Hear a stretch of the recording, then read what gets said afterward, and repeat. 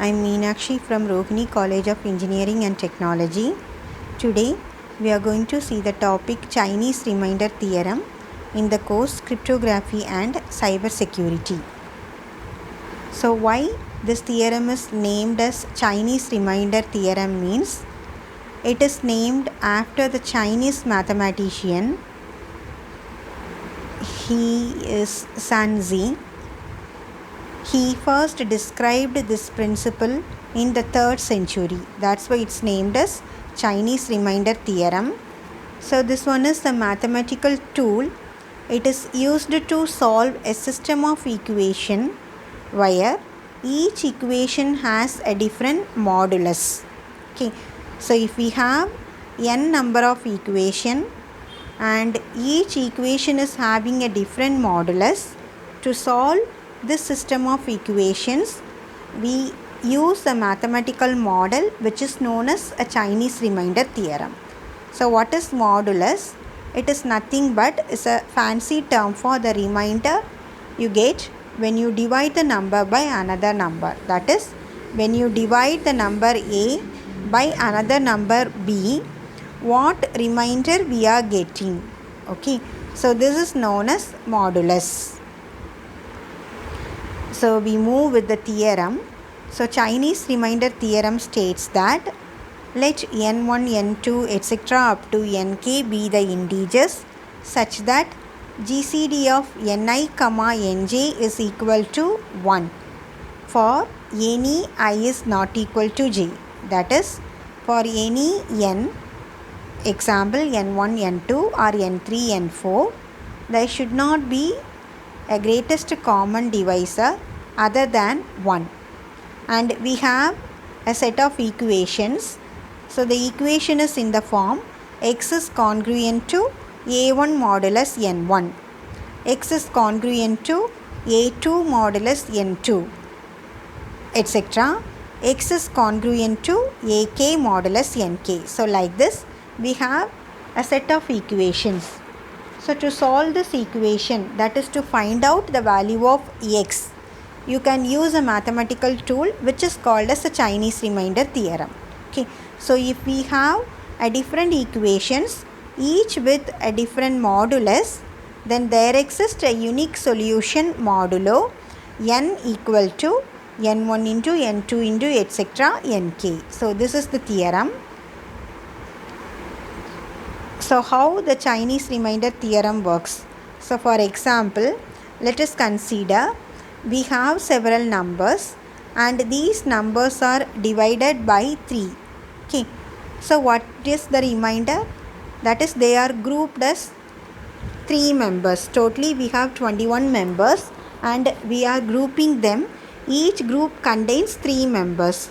Okay. So totally we have 23 members and we are grouping them. Each group contains 3 members. Now the remainder is 2. So we have 2 persons.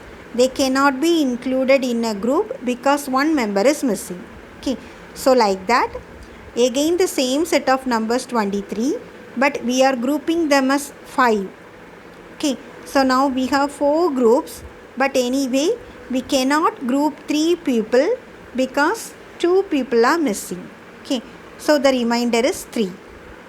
Again the same set of numbers, but now we are forming the group with 7 members for each team. So totally we have 3 teams, but again 2 members cannot be joined in a group because some members are missing. So see, they are the equations. Okay, they give the different remainders. So you can solve the number of persons. You can solve the value of n. Okay, so this is the problem.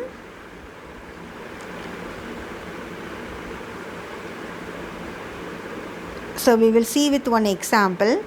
So consider we have set of equation x is congruent to 2 modulus 3, 3 modulus 5 and 2 modulus 7. So each equation has different modulus. Okay. So what we need to do means, first we have to calculate n. So what is n? n1 into n2 into n3 into etc. nk.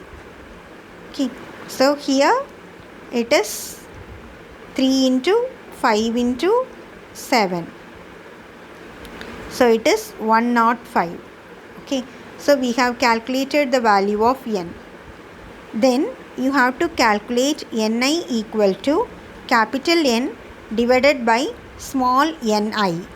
So that is, you have to calculate n1, n2, n3. So what is the formula? n1 equal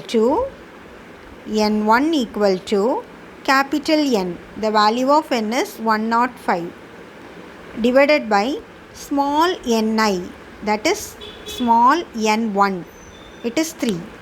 So we get the value 35. Similarly for n2,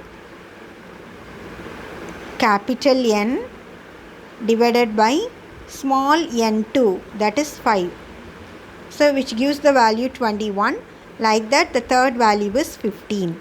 Okay, so now you have to calculate the value of y. So the formula for calculating y is ni power minus 1 modulus ni. Okay, small ni. So now we will calculate y1 equal to, what is the formula? Capital Ni minus 1. Capital Ni minus 1. So it is n1 power minus 1. So 35 power minus 1 modulus small n1, that is modulus 3.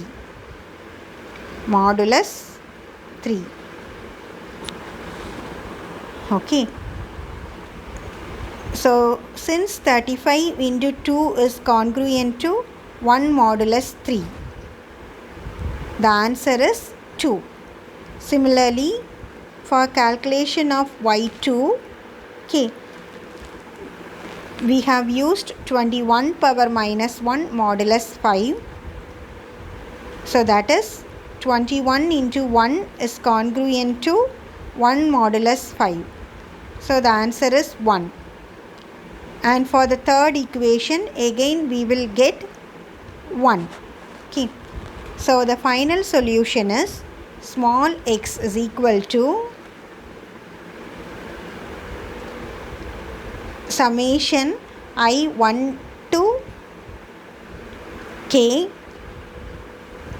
ai capital Ni yi modulus n. So this is the formula for the calculation of the final x value.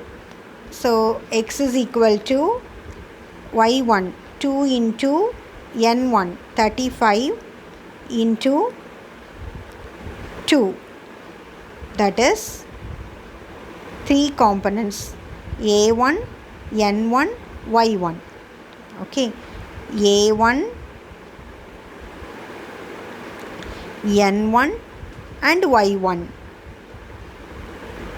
So similarly, the second one is 3 into, this is a1 a2 a3.